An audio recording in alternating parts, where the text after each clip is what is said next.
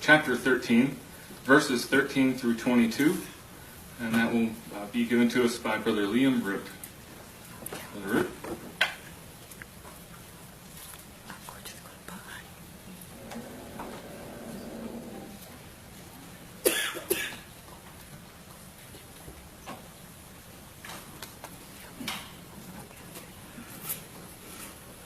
But Jeroboam dispatched an ambush to come from behind them, so that they were in front of Judah, and the ambush was behind them.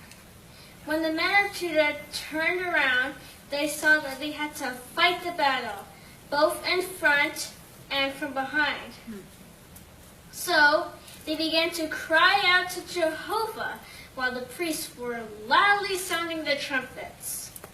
And the men of Judah broke out in a war cry.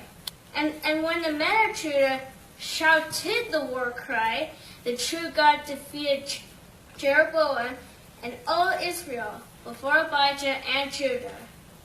The Israelites fled before Judah, and God gave them into their hand. Abijah and his people inflicted a great slaughter on them, and the slain of Israel kept falling, 500,000 trained men. Thus, the men of Israel were humbled at that time, but the men of Judah proved superior because they relied on Jehovah, the God of their forefathers. Abijah kept chasing after Jeroboam and captured cities from him, Bethel and its dependent towns, Jeshna and its dependent towns, and Ephraim and its dependent towns. And Jeroboam never regained his power during the time of Abijah. Then Jehovah struck him down and he died. But Abijah grew in strength. In time, he took 14 wives, and he became father to 22 sons and 16 daughters. And the rest of Abijah's history, his deeds, and his words is recorded in the writings of the prophet Iddo.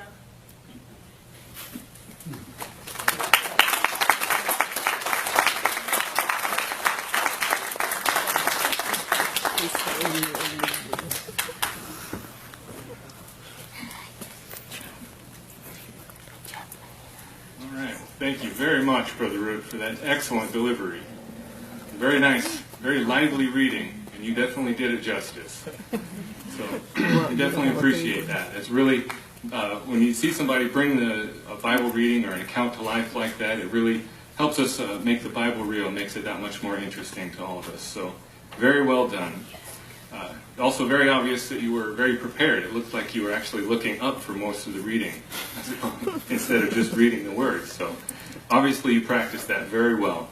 And you also had excellent gestures that fit everywhere in the reading. So very nice job. Thank you very much for your hard work on that. You were working on point number 6, entitled Proper Sense Stress.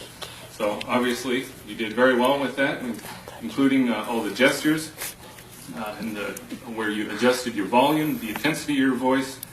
Really all of those things, as the book brings out, are all things that go a long ways really to helping to sense the ideas that are trying to be expressed in either a talk or in reading an account. So as the book also brings out, some of the ways that we can do that to help with sense stress is in being a reading also, it's one of the more difficult things because it's either an account or somebody else's words that you're trying to emphasize.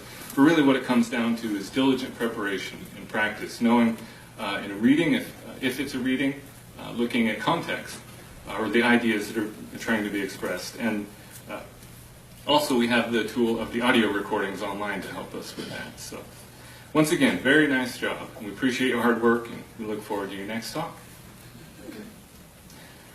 Okay, well that